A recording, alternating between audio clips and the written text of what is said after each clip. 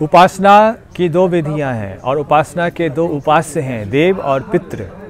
जिन्हें हम पितृ कहते हैं वो हमारे पूर्वज हैं और हम उनके निमित्त जो अपनी श्रद्धांजलि अर्पित करते हैं वह पितृकर्म कहलाता है।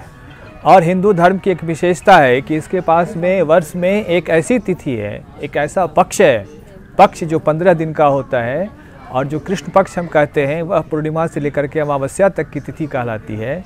और उस तिथि में जो आश्विन मास की तिथि पड़ती है हम उसे पितृपक्ष के रूप में मनाते हैं। और आपको आश्चर्य होगा यह जान करके कि भारतवर्ष में या विश्व में जहाँ कहीं भी हिंदू परिवार निवास करते हैं वो इस पितृपक्ष में अपने पितरों को याद करते हैं और उस विशेष तिथि में याद अवश्य करते हैं जिस तिथि को उनके पितृ अपने देह का प्रयाण करके सूक्ष्म लोकों में चले गए हैं। और जैसे आज हमारे गुरुदेव की यह पितृतिथि है जिसे हम छाया तिथि कहते हैं, क्योंकि गुरुदेव ने जिस किसी भी मास में खष्टी तिथि को ही अपने देह का प्रयाण किया था, तो पितृपक्ष में जो खष्टी तिथि आएगी उस खष्टी तिथि को हम उन्हें विशेष श्रद्धांजलि देने के लिए आज यहाँ उपस्थित हुए हैं और आज वह खष्टी तिथि है। इसी प्रकार से जिन किसी भी हिंदू के जो माता पिता जो गुजर गए हैं या उनके दादा दादी गुजर गए हैं और उनकी जो तिथियां होती हैं, जिन तिथि को उन्होंने अपने प्राण को छोड़ा होता है, उस विशेष तिथि को हमारी यह अवधारणा है, हमारा यह विश्वास है कि उस विशेष तिथि को हमारे पितृ हमारी श्रद्धा को, हमारी पुष्पांजलि को, हमारी श्रद्धांजलि को ग्रहण करने के लिए वो धरा पर आते हैं। और हम जो उन्हें कुछ भी पितृ को श्रद्धा स्वरूप अर्पण करते हैं उस अर्पित आहुति को, उस अर्पित द्रव्य को वह स्वीकार करते हैं और उसके बदले में अपने आशीष से हमें अनुग्रहित करते हैं। और ये एक बहुत अच्छी व्यवस्था है ताकि आपका प्रेम अपने उस पितृ के प्रति मरने के बाद भी रहता है। जहाँ तक हम देखते हैं विश्व के अन्य बहुत सारे समुदाय में अपने माता पिता के साथ जो प्रेम और संबंध है और जो स्नेह है उसका इस जीवन में ही अभाव हो जाता है और माता पिता वृद्धाश्रम में पलने के लिए विवश हो जाते हैं। देखिए, हमारे हिंदू संस्कृति हमें सिखलाती है कि जिस माता पिता ने हमें इतने प्यार से पालन पोषण किया है उनके लिए हमारा कर्तव्य, हमारा जिम्मेदारी और हमारा प्रेम उनके मरने के बाद भी कायम रहता है।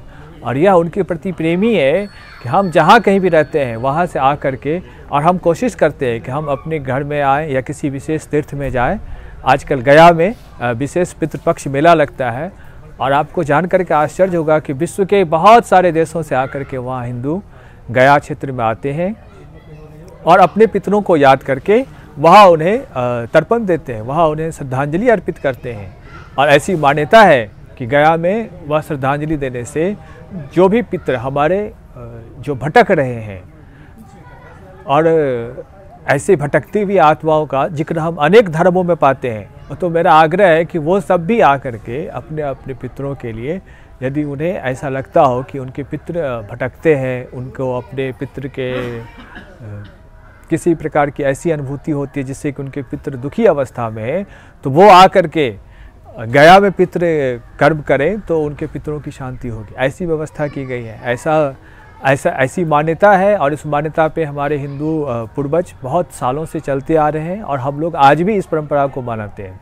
इसी प्रकार से प्रत्येक व्यक्ति को गया ही जाने की आवश्यकता नहीं होती है। जो जहाँ कहीं जलाशय होता है, जैसे कि हम लोग यहाँ एक मंदिर पे यहाँ इकट्ठा हुए हैं, यह हमारे हिंदू धर्म का मंदिर है। यहाँ हम अपने देवताओं को प्रतिष्ठित करते हैं और देवता के लिए प्रतिदिन पूजा अर्चना करते हैं। और उसी के बगल में आप देखिए तालाब है और तालाब के किनारे ही पितृकर्म करने की परंपरा है। और तालाब के किनारे आकर के जो हमारे पितृ के वंशज होते हैं, जो उत्तरदायी होता है पितृकर्म करने के लिए, वो आकर के पितरों को कुश और तिल के साथ श्रद्धांजलि देते हैं, उन्हें हम तर्पण कहते हैं। और इस प्रकार से तर्पण दे करके हम अपने पितरों को तृप्त करते हैं।